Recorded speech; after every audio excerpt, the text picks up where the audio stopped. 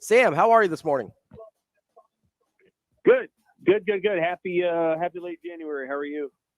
We are doing well. I wanted to, kick off a place that I wish I was over the weekend in this late January, and that was the Polynesian Bowl. Definitely would have preferred to have been there. For some reason, I don't know if I missed the assignment, but Hurrdat Sports didn't feel the need to send me to Hawaii to cover that. But as you saw, 3 future Huskers in that game. Obviously, Dylan Raiola got a lot of the headlines. Carter Nelson maybe had the best game, and then Preston Taumua obviously was there as well, the Hawaii native. Did you get anything out of that game? Was there anything that stood out to you, or was it just kind of like, oh, it's cool that Nebraska has people on the stage? Yeah, I mean, it's always a hard setting for offensive players. Sure. There's not a lot of team chemistry. There's not a lot of time to kind of sync things up, and so the defense is invariably ahead. There were a ton of turnovers in the game, but I thought Dylan had a couple of good throws. I thought he managed the pocket well. I thought there were a couple of improvisational moments that were pretty impressive, and we'll see. I mean, obviously, he has to do that at the collegiate level against collegiate players, but yeah, there were some good things to see there. Carter Nelson, I think, is an interesting player and has really prepared himself for the role that Nebraska says they want him to have. So they want him to be a player who is a threat at every level. So if you wanted to break it into 3 levels, it would be behind the line of scrimmage and at the line of scrimmage, sort of the intermediate route, and then the deep stuff. And he's actually, his high school career prepared him for that. He's run a lot. He's done a lot of things. And I thought, he showed some of those skills. Obviously, those players are few and far in between in college football. But and even Brock Bowers, who's a terrific player, did carry the ball. He was a tight end. So I'll be curious to see how they use Carter Nelson and the ways in which he's able to help the team. Sam, how have you looked at Carter Nelson's first couple experiences with 11-man football? Obviously, he had the previous All-American game and then the Polynesian Bowl. I know that was something that people had been bringing up a lot about maybe his adjustment period to playing not just college football, but a different style of football in 11-man. Have what you've seen in the last couple sort of exhibition games made you rethink maybe his timetable at all? I thought his timetable was, pretty much immediate anyway. Okay. So if they feel like he's somebody that they need a red shirt because they need to bulk him up, okay. But I mean, the things they're asking him to do are not necessarily all that different related to 8-man or 11-man high school football. There's a difference between high school and college. Mm-hmm. And so that adjustment will have to be the exact same for him as it would have been for a player at the 11-man level. So, the adjustment that Carter Nelson has to make and Isaiah McMorris has to make is the same from high school to college. So, I think that's probably where it stands. But he's very talented, and I'll be curious to see how it all goes for him here this spring. As we speak of just exciting updates and new additions to teams, I saw the article you published yesterday just about kind of the landscape of the Big Ten in the offseason, and so much of it has changed. It's only January. Has there been anything that's really stuck out to you amongst the other teams in the Big Ten on top of just the depth that Nebraska's added, or just what surprised you the most, or what maybe you are anticipating to change the most as we get into 2024 football season in the Big Ten? There's a lot that Michigan can't do, Avery, in that because they don't know what their coach is going to do. Yeah. And so when the transfer portal opened up for Alabama after Nick Saban retired, Michigan can't really make any run at a player. Mm-hmm. They can't go after a guy. They have to kind of sit there. And I think I would say with some confidence that if Michigan knew that Jim Harbaugh was going to be the coach, I think they would have made a move for Julian Sand for sure. Mm-hmm. The quarterback that dropped Alabama is going to Ohio State, which also has another 5-star quarterback. Yeah, so, right. I thought that was notable, to be really honest with you. And Ohio State really played aggressive. Mm-hmm. I mean, they obviously added the quarterback, they added Caleb Downs. They've done a nice job of trying to stay on top of things. They hired an offensive coordinator in Bill O'Brien. Mm-hmm. You know, he's getting crapped on a little bit right now, but that's obviously a terrific hire. I mean, Yeah. he's very good at his job. It's kind of like when Ohio State hired Greg Schiano and everybody had to look around in the national media and act like it was a bad hire, and it wasn't a bad hire. It was a great hire. And Bill O'Brien's going to be a great hire too. You know, regardless of what he thought of Jalen Milroe 2 years ago, is immaterial to what he's going to do at Ohio State. So I think Ohio State's had a very good offseason so far. Michigan's just had to sit there and wait and decide, let Harbaugh decide. And then you have Iowa, who's still looking for an offensive coordinator too. Yeah. And that needs to get resolved because Iowa is not that far away in some areas from being a really good program. They need a coordinator to come in and create a vision that actually wins the biggest games. And obviously Kirk Ferentz' kid didn't do that. Iowa also hired its athletic director. Beth Guest got a 5-year deal. She's great. Mm-hmm. I would have, if Nebraska had not hired Trev Albert, that would have been my number 2 pick. I think she's a terrific, lots of Big Ten experience, will do really well there. You know, may ruffle some feathers within the football program, but already made what I would consider to be a terrific decision with Brian Ferentz getting, basically firing him. Mm-hmm. That was smart on her end. And so I think they made a really good hire there. And I think they're going to like what that becomes over the course of the next decade. We're talking with Sam McKewon from the Omaha World-Herald. Sam, I was thinking about that Ohio State situation and with the quarterback room specifically. You mentioned the 2 5-stars. They also brought in Will Howard. They also have 2 highly regarded guys that are in the room from before. I mean, obviously, some of those guys have to stay because Will Howard doesn't have anywhere else to go at this point. But, I mean, this is a pretty rare situation in today's landscape of college football to have this many kind of highly regarded guys in the room at once. How do you think that ends up playing out for Ohio State? Somebody will transfer in spring. Obviously, it won't be Will Howard. Ohio State's going to have the best of both worlds where they're going to be able to tell their freshman quarterback, listen, we got a guy for this year. You can learn to develop. You're on the Jordan Love plan or the Aaron Rodgers plan or whatever you want to call it. So you can sit over there and wait. You're not playing this year. And, I think on some level, Julian Sayin can say, oh, I knew that going. I went there with my eyes wide open. I don't know if Aaron Nolan can say that. And the other guy, he had his chance. He played against Missouri, and he didn't play well. One of them got hurt, and the other one, no. So, and I think they're both still there, right? Devin Brown's still there, and then the other guy that came in, I can't remember. Lincoln Kineholz? Yeah. Yeah, they're still there. Yeah, it didn't look like anything. No. It didn't look good.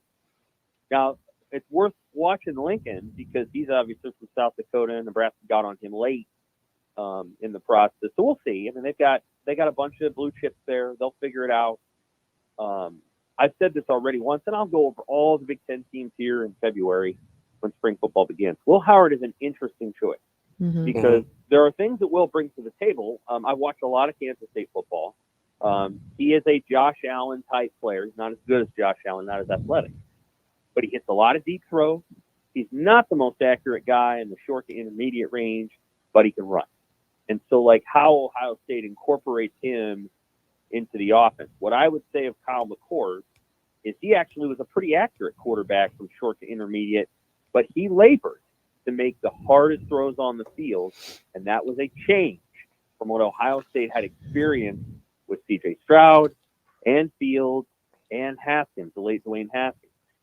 All 3 of those guys could do all the hard things. McCord wasn't great at that. Howard is really good at the hard things. And so I think Ohio State wants to bring that deep throw back into play, and they'll be able to do it with a strong-armed guy like Howard. Sam, I want to touch one more thing on the Big Ten here before we move on to some Nebraska basketball. You mentioned the situation with Michigan and Harbaugh. My assumption is he's going to be coaching in the NFL next year, but again, that's just my assumption. If he does move on, is there a name at the top of your mind that you're like, that's the guy they should look at in replacing Jim Harbaugh? I think they would probably hire, Sharon Moore, the offensive coordinator and offensive line coach. I don't know that there's any immediate fix outside of that. I think Ward Manuel would give Moore the opportunity. He's already 1-0 against Ohio State. I think that's he legitimately led the team in the last month on game day. Mm-hmm. I think there's a sense that he can do the game day coaching. And I think the thing that Jim Harbaugh's greatest strength, at least at the collegiate level, isn't something that can be duplicated by Moore or really anybody else. But it might be best duplicated by a guy who's already there. And that is sort of this maniacal, certitude that Harbaugh brings to the table. It generates belief in his players. And then they kind of have that belief. I don't know if there's a guy outside that program that's really going to bring that there more than Moore would. And so I think he would get an opportunity. I think Michigan very much wants Harbaugh to return. And I think, I could see the Chargers hiring Jim Harbaugh because they need something. Mm-hmm. They don't make much of an impact in that market. I have no idea why the Falcons would hire Jim Harbaugh over Bill Belichick. And I still don't think that would be a wise move. I think Belichick can make you better pretty quickly, even if you don't have a great quarterback. Harbaugh probably needs that player, and we'll see. I think there's some teams that want to at least kick the tires on Harbaugh, but the Vikings did that a couple of years ago, and the Vikings wisely walked away from it, and they were like, you know what, we got this other guy, we like him, and so Harbaugh needs to be hired by somebody, and I'm not sure that there are a ton of franchises that want to deal with that. I just don't think there are, and you can see the success of some of these young coaches in other spots. D'Amico Ryans in Houston, and I think you're going to see teams continue to go young. Mike McDaniel in Miami. Harbaugh's 60 years old. I know he doesn't act like he's 60, but you're going to have to really find a sweet spot for this guy, or otherwise you're going to see teams and owners continue to go with the 30-something crowd because that's been really successful. And I don't think you can just turn away from that easily. We're talking with Sam McKewon from the Omaha World-Herald. Sam, switching gears here to Nebraska basketball. Before we get to the actual game, I did want to bring up, obviously this was the kind of the weekend honoring Danny Nee down at Nebraska. And the thing that I keep thinking about with Coach Nee was how successful he was at Nebraska and how no one really else has been able to replicate that really before or since. What in your mind did he do so well that translated to Nebraska that nobody else has been able to figure out? A couple of things. One, he was able to unlock Omaha in the recruiting. Mm-hmm. And that was at the time that he was at his best. They had Eric Strickland and Terrence Badgett, and Woolridge was there for a year. They had local kids. Ron Boone, obviously from Omaha. Jerron decided to come to Nebraska. That's kind of like a local Omaha recruit. Jerron could have gone other places, but he went here. And then, Eric Pikowski was from South Dakota, but really from Western Nebraska. Chubbuck. So they did a really good job of recruiting, within locally. He had an assistant on his staff named Jimmy Williams, and Jimmy Williams was an expert at getting centers. And so from the time that Jimmy Williams joined the staff until I think he may have left right before he got fired, or I can't remember. Maybe he left after. But let's rattle off the centers. Rich King was there, Mikey Moore, Derek Chandler, Tony Farmer, Benson Hamilton, Monty Friend. These are really good players. Mm-hmm. Really, really good. No joke. I mean, Mikey Moore was in the NBA for 15 years. Mm-hmm. And Kamani could have been. Kamani had other things, and but he ended up playing in Europe for a while until he had his issues. But they had super talented post players. Stephon Bradford. So they were able to recruit really, really good posts. And then he was able to supplement it with the right city guards. Jamar Johnson in the 90s, Henry T. Buchanan back in the 80s, and then Teron Lue, of course, the 3 years that Teron was there. Getting those players, and Cookie Belcher, too. So, a lot of it, honestly, was the player. It was, Danny was, I guess, the best player in the country. He was the best player in the country. And he was able to he had some moments coaching wise. I remember he coached the pants off of Dan Altman one year in the late 90s, 97 or 98. He put a defense on an Altman team, and Creighton didn't know what to do. Rodney Buford was on that Creighton team, so it wasn't a bad Creighton team.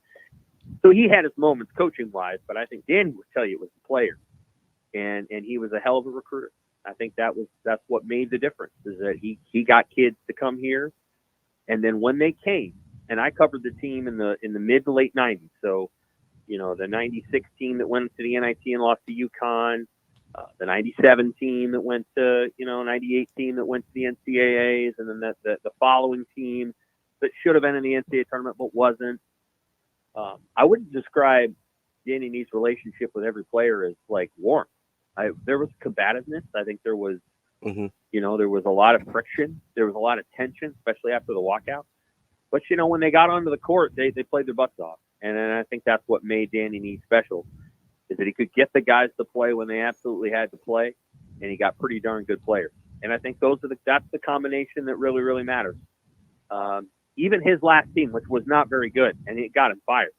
That team had more talent than the team that Nebraska is putting out on the floor now. They didn't have any chemistry, and there was a bunch of guys playing as individuals. That team had talent. So recruiting, that's what Danny Nee did better than any coach since him. You mentioned some of the success stories in the late 90s when you got to cover them. Just in that Nebraska basketball era and the Coach Nee era, any favorite memory or story come to mind for you personally? Yeah, I think there were, Nee himself, his Monday or Tuesday press conferences were in a little Devaney room where they have the Devaney press availability now, actually. But back then it was a table and everybody kind of eat lunch, and he'd come in, and he'd kind of usually come in a huff, and he'd sit down and make jokes. And he would joke, he was good at that. And back then Lee Barknick was the beat writer for the World-Herald, so he always kind of got the first question and the last question. And it was, you could kind of, there was just a culture around the program. And again, I wouldn't describe it as like, it was a little dysfunctional, but that, and then of course Lou. Toronto Lou is one of the, I don't know, 3 best players in school history. And maybe that's overdoing it. For me, that's not overdoing it. I think Piakowski and Lou, and let's do Lance. That's probably it. And so watching him play was special because he was a special player, and his relationship with Danny was interesting because Lou is, basically the model citizen. Perfect off the court, perfect on the court. And so to watch him, the contrast between him and Nee was always, Toronto always said the right things and was about the right things, and Nee was kind of a wild card. So it was interesting to watch their contrast, but they fit. So yeah, those are the memories that I have. It was a fun time. It was fun, and it was a funny time because the guy liked to make jokes.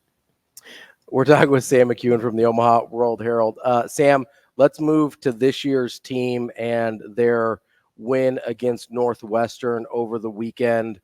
How important to you was that particular game for Nebraska to kind of get back on track after having lost 3 of their last 4? That road schedule for the Big Ten has still been really tricky for Nebraska. How important was that Northwestern game? Important. That's a team that Nebraska struggles to beat and hasn't beaten for a while. Not sure they've beaten them in the Hoiberg era. And so I think that was a good win for Hoiberg and a good win for the program. Northwestern doesn't do anything fancy, but they play, and Nebraska beat them. I think tomorrow night's game is really important, and Nebraska should win the game.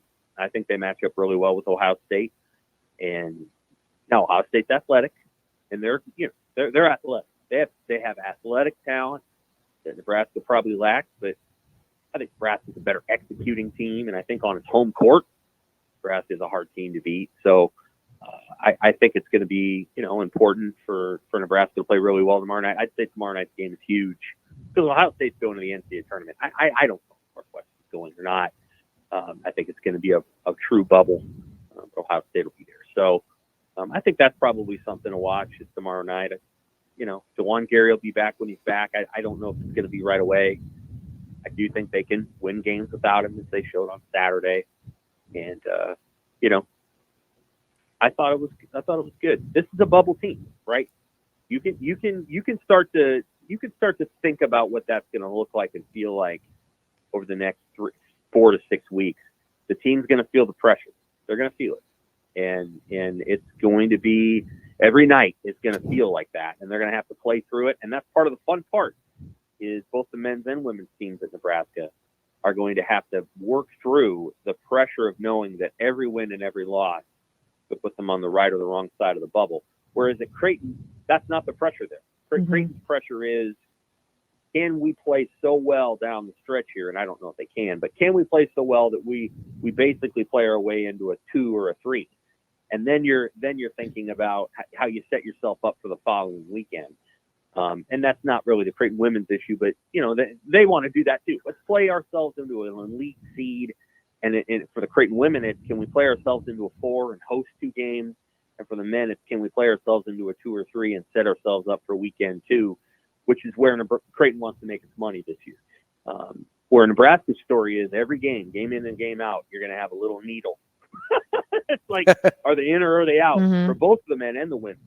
And it'll be fun to watch them play through that pressure because that is real stuff. And you watch Nebraska football; they were on the cusp of a bowl for a month, and they couldn't handle it very well. Yeah, the Michigan State game they did not handle that well, and I think they would all say that was their worst game of the year. So Nebraska's playing with pressure is something that I think the Nebraska men's basketball team has to learn, and they haven't played with that pressure since Tim Miles last year, and they didn't handle it very well that year either.